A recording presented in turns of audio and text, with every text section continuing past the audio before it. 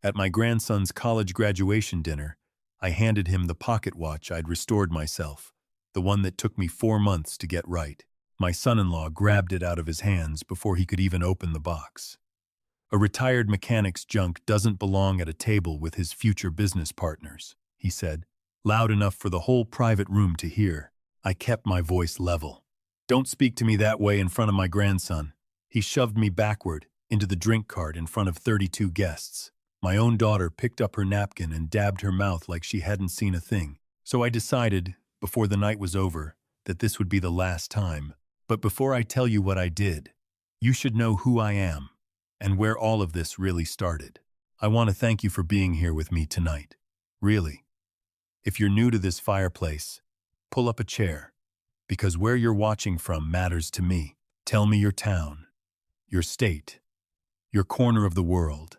I like knowing who's sitting with me while I talk. And one honest note before we go further, some details in this story have been changed or blended for privacy, and a few moments are shaped for the telling. But the heart of it, the parts that matter, those are as true as anything I know. The torque wrench had been in my hand for going on 50 years, and some nights I still forgot I was 72 years old, because my hands didn't feel like a 72-year-old's hands when I was under a hood. They felt like they always had steady, sure of where they were going.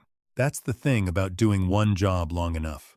Your body stops keeping track of the years and starts keeping track of the work instead. My name is Walter Higgs. Folks around Cedar Falls, Iowa, call me Walt, and have for longer than most of them have been alive. I've run Higgs Auto and Machine out on Route 9 since 1979, in a squat brick building with a hand-painted sign that's been repainted so many times the letters have gotten a little crooked, like they're leaning on each other for support. I like it that way. A shop that looks too clean has never fixed anything worth fixing. My wife, Loretta, is 68, and she still tells people she married me because I could fix a carburetor blindfolded and because I made her laugh so hard once at a county fair that she spilled lemonade down the front of her good blue dress. 44 years married this June. I have never once, not on the worst day of any of them, been anything but grateful for her. That night, the night everything I'm telling you about happened, I was in the shop late, past 10, working under the yellow shop light on something that had nothing to do with cars. I had a pocket watch spread out across a felt cloth on my workbench, gears no bigger than a grain of rice laid out in careful rows, a jeweler's loop screwed into my eye like I was performing surgery. It had belonged to my own father, a railroad man who carried it his whole working life, and it had stopped running the year he died, 26 years back. I'd kept it in a drawer all that time, meaning to fix it and never quite getting to it, the way a man puts off the things that matter most because they matter too much to rush. I decided to finish it in time for my grandson Elias's graduation. Elias is 22, the first person in our family to finish a 4-year degree, mechanical engineering, of all things, which still makes something swell up behind my ribs every time I think about it. He is my daughter Renee's boy, careful and quiet in the way some young men are, the kind who thinks a long while before he says anything, and when he finally does say it, it's usually worth the wait. He used to spend whole Saturdays out here with me as a boy, sitting on the rolling stool in the corner, handing me sockets and asking me 100 questions about how an engine breathes. I taught him to change his own oil before he could legally drive. I taught him plenty of other things too, though I didn't always know I was teaching them at the time. Walt, Loretta's voice came from the doorway that connects the shop to our little house behind it.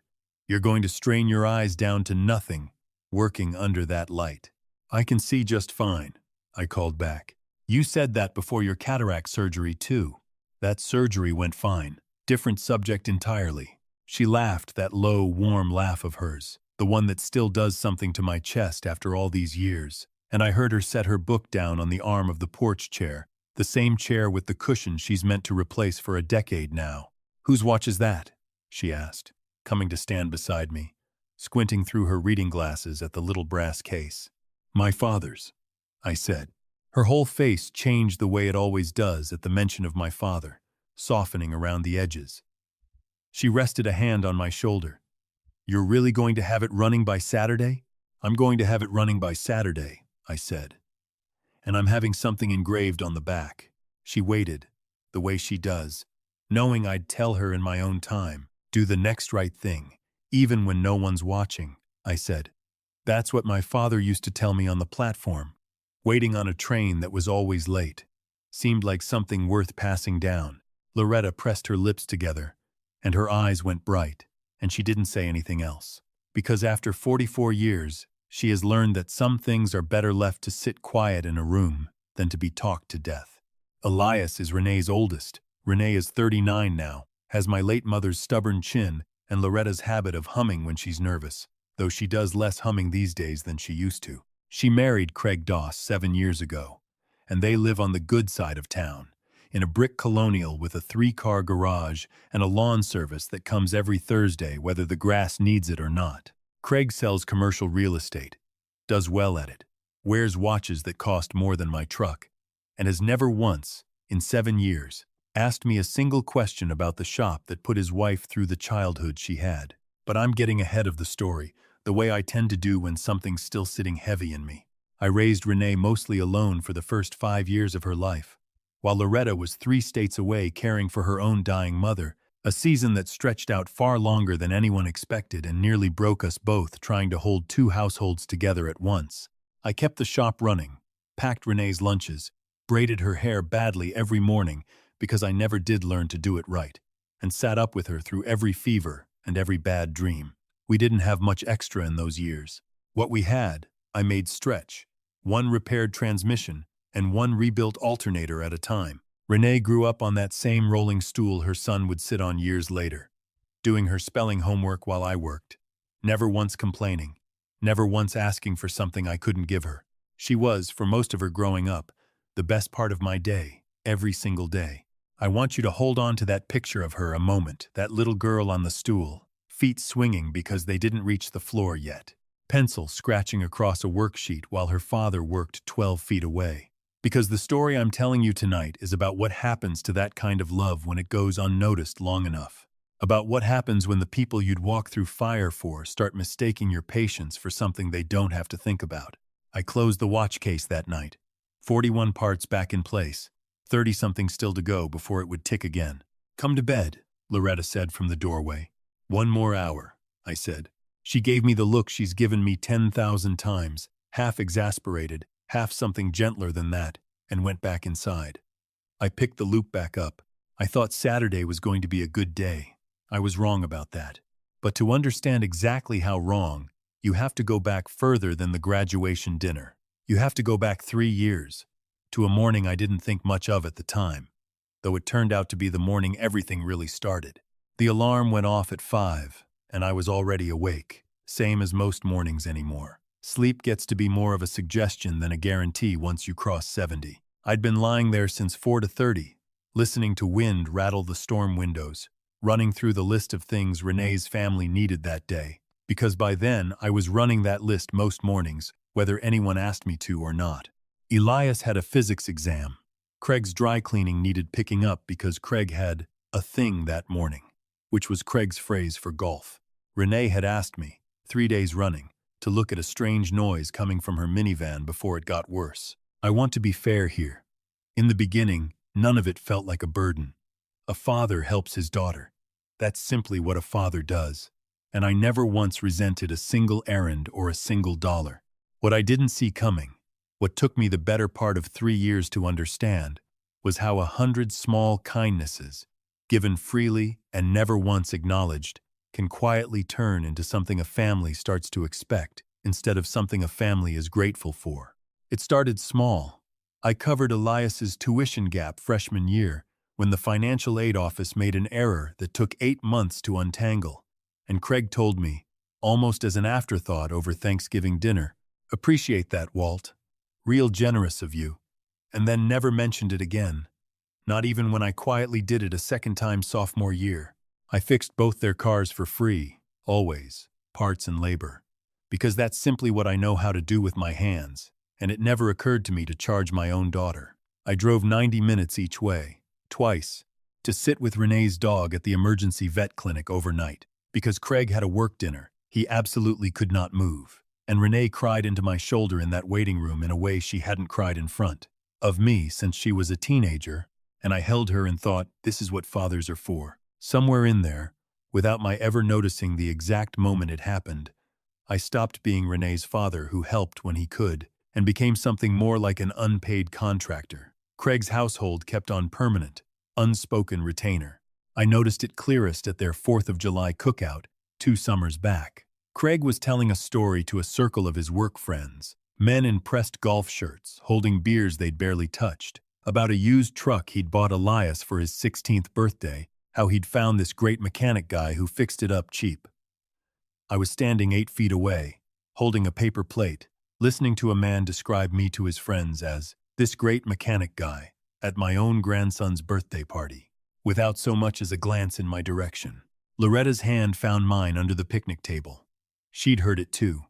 Neither of us said a word about it that day. That was, I think now, the first mistake, not the silence itself, but how easily I let silence become a habit. Rosalind Craig's mother, who everyone calls Roz, a sharp, well-dressed woman who has never once in 7 years called me anything but Walter, was it?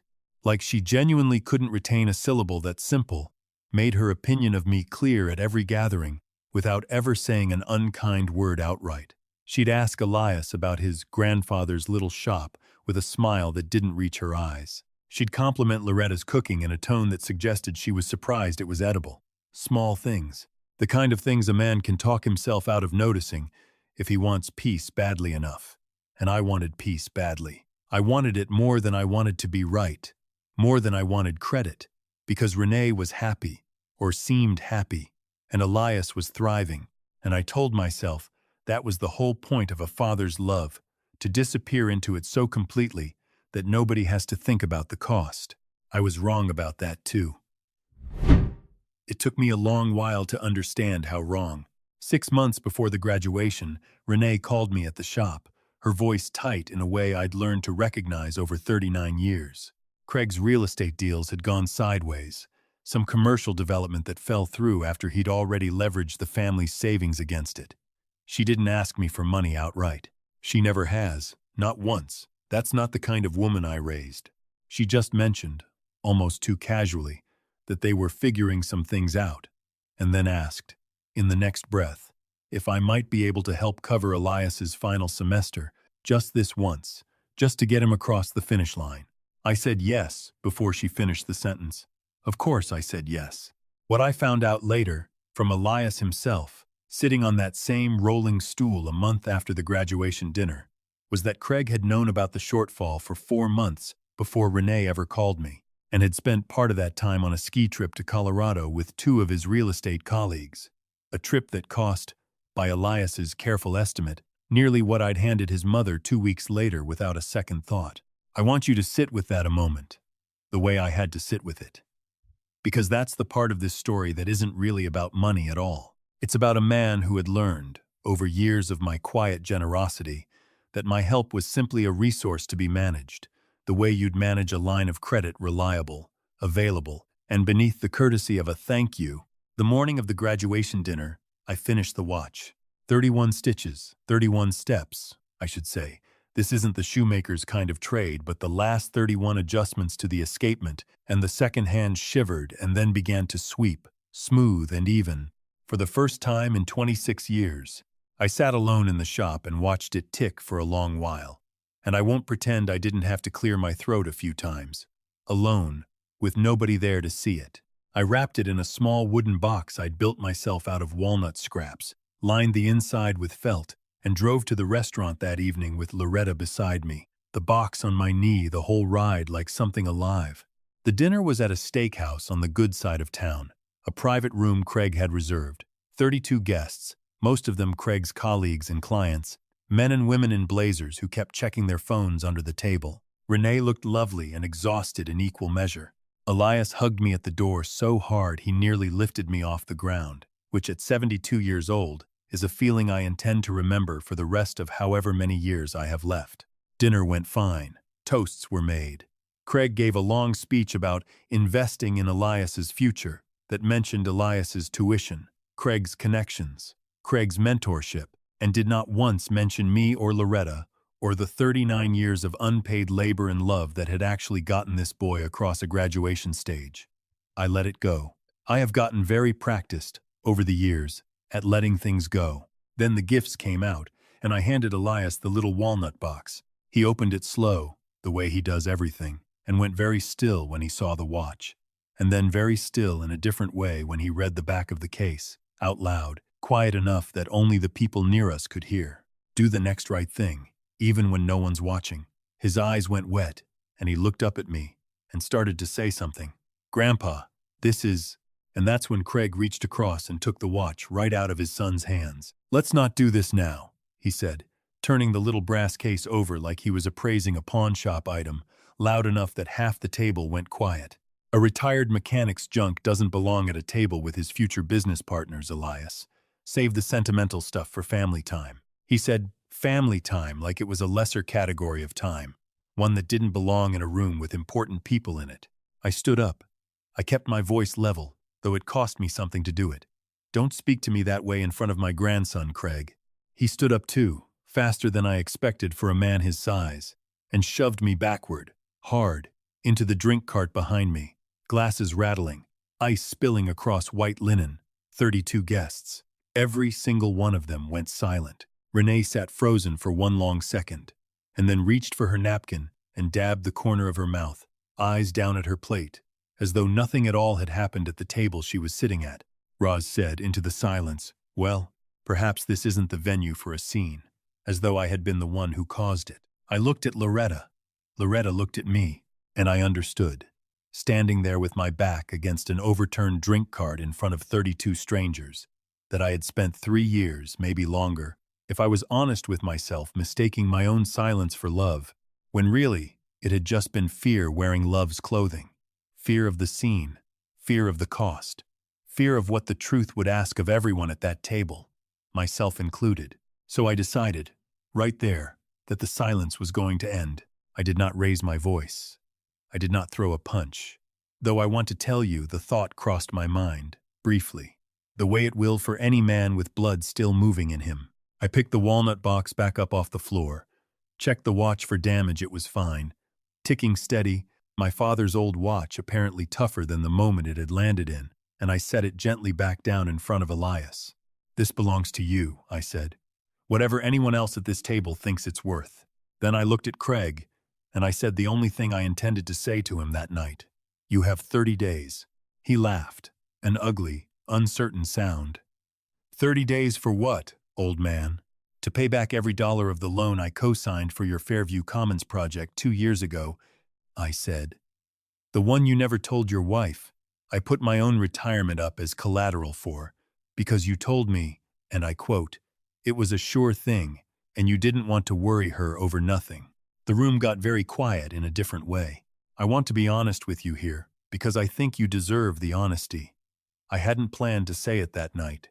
I'd been carrying that secret for 2 years at Craig's request, protecting him from a conversation he didn't want to have with my daughter, the same way I'd protected everyone at that table from 100 small truths for years, because I'd convinced myself protecting people was the same thing as loving them. Standing there with ice melting into my good shoes, I finally understood the difference. Renee's head came up slowly. What loan? She said. Not a question, a demand. Craig's face did something complicated, and for the first time all evening, he didn't have anything smooth to say. I didn't stay to watch the rest of it unfold. That wasn't my scene to finish. I took Loretta's arm, and we walked out of that private room into the parking lot, into the cold October air, and I sat in my truck for a long minute before I could make my hands steady enough to drive. Are you all right? Loretta asked. I don't know yet, I told her. And that was the truest thing I said all night. What happened over the following weeks, I learned mostly secondhand, in pieces, the way families always find out the truth of things. A little from Renee, a little from Elias, a little from the quiet, careful lawyer I hired the Monday after that dinner to make certain my collateral and my retirement were protected the way Craig had promised me they'd be and had, in fact, not been. The truth, once it surfaced fully, was worse than even the loan. Craig had used my collateral not for the Fairview Commons project at all, but to cover an earlier, failed investment he'd never disclosed to Renee, or to me, or apparently to anyone but his own accountant. He had, in effect, spent 2 years building a second financial life on top of a foundation made of his father-in-law's retirement savings all while telling jokes at cookouts about this great mechanic guy who'd fixed his son's truck cheap. Renee did not defend him. I want you to know that, because I think it matters more than almost anything else in this story. My daughter, who had gone quiet at that dinner table out of 39 years of learned habit, spent the next month with a lawyer of her own, going through every account, every statement, with the same careful, unhurried focus she used to bring to her spelling homework on that wobbly stool. She found things Craig hadn't wanted found. She did not go quiet again. By the second week of November, Craig had moved out, at his own attorney's strong advice, into a corporate apartment across town. The loan was restructured with actual collateral this time, Craig's, not mine. My retirement, every dollar of it, was made whole by court order within 6 weeks, faster than I ever expected, because the paper trail, once you finally look at it in daylight, doesn't leave much room for argument. I did not gloat. I want to be clear about that, because I know some of you listening might want me to have stood in that man's driveway and said something satisfying while he loaded boxes into a moving truck. I didn't. I felt, mostly, tired and a little sad, the way you feel finishing a repair on something that never should have broken in the first place. On a Saturday in late November, Elias came by the shop after his morning class, same as he used to as a boy, wearing a wool coat now instead of a school backpack, though he still climbed up onto that same rolling stool out of old habit. He set his father's watch, his watch now on the workbench between us. "It's still running perfect," he said. "Hasn't lost a minute." "Good watch," I said. "Good mechanism. Just needed somebody willing to take the time." He was quiet a while, turning a wrench over in his hands without really using it, the way he does when he's working up to something. "Grandpa," he finally said, "what does it mean when you find out somebody you looked up to your whole life wasn't who you thought he was?" I set down what I was working on. I looked at my grandson, 22 years old, wearing his great-grandfather's watch on his wrist, asking me a version of the question I'd been circling my whole adult life without ever quite landing on an answer. "It means you were paying attention," I told him. "And it means you get to decide, now, what kind of man you're going to be instead. That's the only part that's really up to you." He nodded, slow, the way he does, and picked the wrench back up, and went back to whatever he'd been fixing on his own truck out in the bay. I went back to my watch parts. That evening, Renee came by the house, alone, and sat with Loretta and me on the porch in the cold, wrapped in one of Loretta's old quilts, her hands around a mug of coffee she mostly forgot to drink, same as her mother always has. "Dad," she said, her voice careful, quiet, the way you talk when you don't want to wake something. "I spent 7 years choosing comfort over asking hard questions, not just about Craig, about you too. I told myself that because you never complained, there was nothing to complain about. That because you always showed up, it wasn't costing you anything." Her eyes were dry. She'd already done her crying, somewhere private, and had come out the other side of it steadier than I'd seen her look in years. "I was wrong," she said, "and I'm sorry. Not the kind of sorry that's just trying to end an argument. The other kind." "I know," I said. "I'm going to do better," she told me. "I don't know exactly what that looks like yet, but I know what it doesn't look like anymore." "That's a good start," I said. Loretta reached over and found my hand under the quilt, the way she's done 10,000 times across 44 years, and I held on. There is something I've learned at 72 that I wish somebody had sat me down and told me at 40.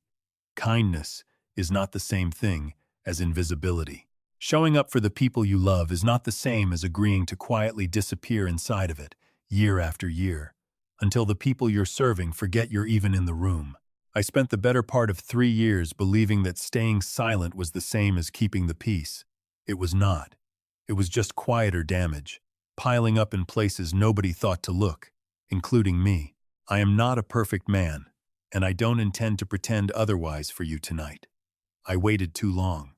I absorbed more than I should have. I told myself that patience was a virtue in every single case, when sometimes, if I'm honest, it was simply fear wearing a nicer name. Fear of the scene, fear of the cost, fear of what the truth would ask of the people I loved most. If you're carrying somebody else's weight right now, quietly, and calling that love, I want you to hear this from a man who did the exact same thing for the better part of 40 years. You're allowed to set it down. Not to abandon the people you love, just to set it down, look at it honestly in the daylight, and decide for yourself what's actually yours to carry, and what simply requires a hard conversation instead. Use your voice while you've still got the choice to use it gently. Silence has a cost too. It just collects interest quietly, where you can't see it, until one day somebody hands it to you all at once. These kinds of stories, the ones that actually happen to real families, don't usually end with villains ruined and heroes throwing their arms up in victory. They end, more often, with people trying, slowly and imperfectly, to do a little better than they did before. In my experience, that's enough. In most cases, that's really everything a family can honestly ask for. If any part of tonight's story found its way into you, I'd love to hear where you're listening from and what it stirred up. I read every single comment, every one, even the ones that take me a while to get to. If somebody in your life needs to hear this tonight, send it their way. And if you haven't already pulled up a chair for good, I'd be glad to have you back by this fireplace again next week. One last honest thing before I let you go. Some of what you hear from me here is shaped, blended, or changed to protect the people I love. The way any story worth telling honestly sometimes has to be. But what I hope stays with you every single week is true enough to matter. Thank you for staying until the very end of this one. It means more to me than you probably know. Good night, and take care of the people who show up quietly for you. They don't always ask to be noticed. Notice them anyway.